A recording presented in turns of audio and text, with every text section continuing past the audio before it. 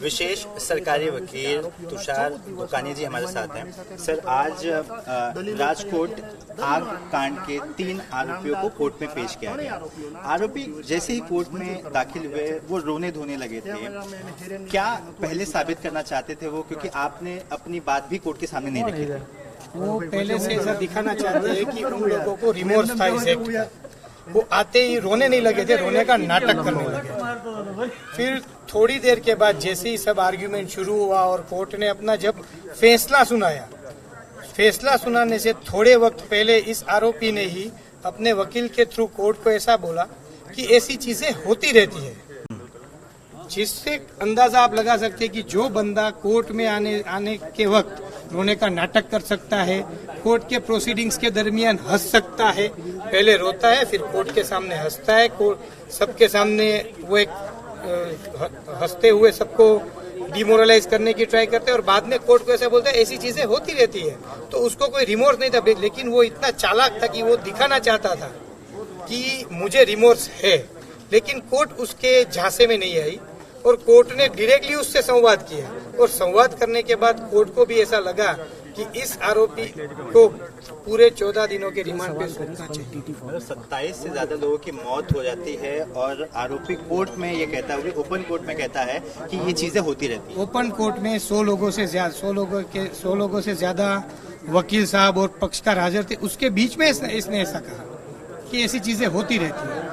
अभी ऐसे आरोपियों को तो 14 दिनों का रिमांड देना ही चाहिए और नामदार अदालत ने हमारी बात ग्राह्य रखी और सब तीनों आरोपियों को 14 डेज की पुलिस कस्टडी पे सौंपा गया। ये रिमांड मांगने के लिए क्या कुछ आपने ग्राउंड्स रखे थे? रिमांड में क्या कुछ चीजें आपने मेंशन की? जो पुलिस इन्वेस्टिगेशन अब तक हुआ है वो पुलिस इन्वेस्टिगेशन में एक्यूज्ड की जहां जहां जरूरत थी, एक्यूज्ड के पास से जो चीज वेरीफाई करने की जरूरत थी, उस सब चीजों को वेरीफाई करने के लिए पुलिस ने जितना वक्त पुलिस के पास इन्वेस्टिगेशन के दौरान था अभी उसमें ट्राई की, लेकिन देवर इवेसिव इन द रिप्लाईज।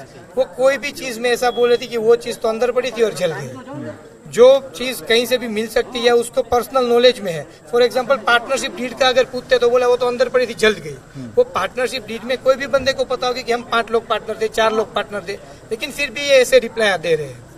और अभी जो दूसरे एक्यूज्ड है they are still on the run, उनको पकड़ने के लिए भी कहाँ पे छुप सकते ये भी ये लोग बता सकते हैं। जैसे आप देख रहे हैं कि एक इन एक्यूज्ड को रात को पकड़ा, उसके बाद एक तीसरा एक्यूज्ड को पकड़ने में पुलिस को सफलता मिली।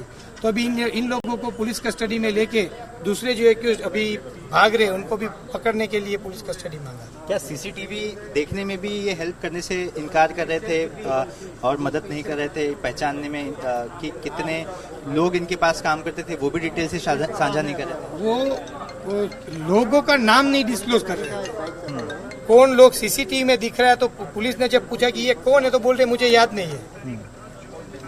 कई लोगों के नाम जो उसके साथ रोज बरोज काम करते थे उसके भी नाम अभी मुझे याद नहीं, ऐसा करके इवेसिव रिप्लाई दिया था। और ये सब चीज पुलिस ने केस डायरी में भी नोट की है और उसके मुताबिक नामदार कोर्ट ने भी पेश की थी। क्या जिन जिन संस्थाओं से एनओसी लेना चाहिए था नहीं ली गई थी, इलीगल तरीके से चलाया जा रहा था, इसे भी कुछ कोर्ट ने अपने संज्ञान में लिया? इन चीजों को कोर्ट ने संज्ञान में लिया है और जो परमिशंस नहीं ली थी वो परमिशंस लेनी थी, कैसे लेनी थी, वो उसके लिए भी दे आर गिविंग यूएसयू रिप्लाईज।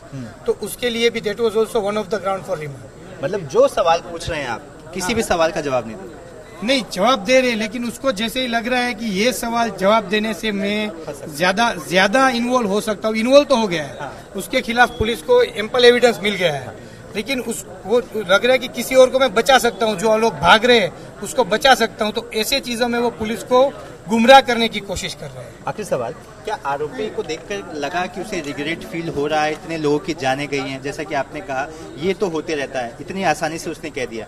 आप अक्यूज को आपने कोर्ट में देखा, क्या थोड़ा भी लग रहा था कि उसे रिग्रेट फील है? नहीं, मैंने नहीं देखा। मैंने तो देखा, मेरे साथ 100 लोगों ने और देखा, जज साहब ने देखा।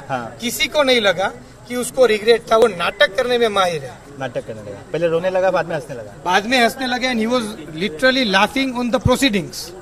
धन्यवाद। तो आपने सुना कि किस तरह से ये तीनों आरोपी जिन्हें कोर्ट में पेश किया गया था, ये आज रिमांड के दौरान पहले तो रोने लगा, रोने के बाद हंसने लगा, बाद में सुनवाई के दौरान इसने एक शब्द कहा कि ये सब तो होते रहता है, जिसे सुनने के बाद हर कोई दंग रह गया। तीनों आरोपियों को कोर्ट ने 14 दिन की पुलिस कस्टडी में भेज दी है।